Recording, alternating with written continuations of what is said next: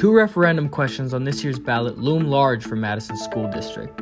Without accounting for state aid, these referendums would increase property taxes on the average home by around $26 and $27 a month in the coming year, and $87 a month by 2027 for the operations referendum. To better inform your vote, our reporters at the Badger Herald set out to explore the details of these proposals. We need it right now, given where the district's budget is at. If the referendum voters do not approve it, $45 million in one-time revenues this year to balance the budget.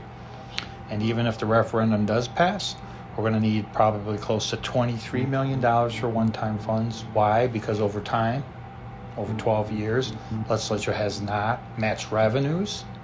Annual increases to inflation and costs are going up at inflation or higher. 81% of our costs are staff, and so part of that is program reductions, which generally means you're going to have to look at having less employees. Jeffrey Stavall, the principal at James C. Wright Middle School, and Laura Glaub, lead social worker for the district, offered their perspective on what more cuts would look like for Madison schools. Every year, we get cut staff, boom, boom, boom. This is a school here that does not lose students. Our max capacity is 255, we keep it, but yet we still get cut. Teachers pay, teacher salary, teacher allocation. So then they make it, so now I gotta grab a teacher and say, can you teach science and math?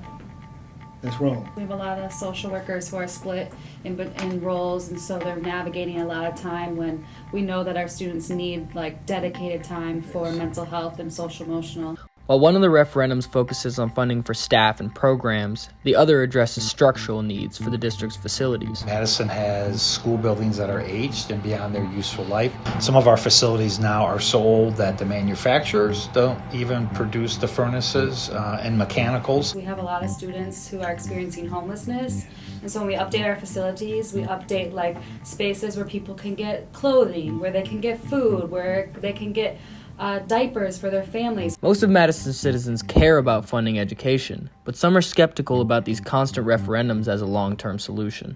So a referenda doesn't pass. Does that mean that we're going to have a school that doesn't meet code? Does that mean that we're going to have children that are at risk of something bad happening to their physical health, to their mental health, to their, that deters their academic progress? And it, as a voter, every referenda that I read seems like a stopgap measure, not a long-term strategy. The district has responded by saying that they're forced to rely on property taxes because of the lack of school funding from the state.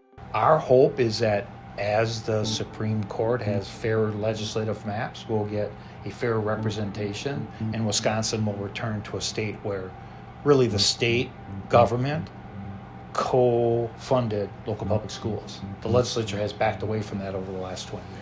We get more state aid in, doesn't mean we have more money to spend on programs. What it does under state law is to say that amount you wanted to raise in taxes, that state aid buys down that property tax impact. So in this case, that $317 we're estimating is the cost of that $30 million all on the property taxes.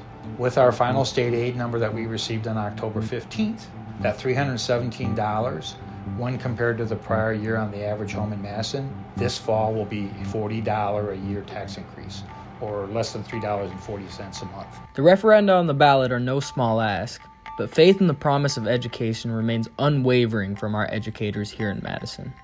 Without education, you wouldn't have a job. You wouldn't have a job. None of us would have a job because we have to be taught what to do. We have to spark an interest in somebody, right? So that's where it starts in school. So we give you options. You science, social studies, math, English, wood shop, whatever it is. You spark an interest in you guys. So that's the meaning of education right there. Period. We gotta have it. Without it, the world is doomed.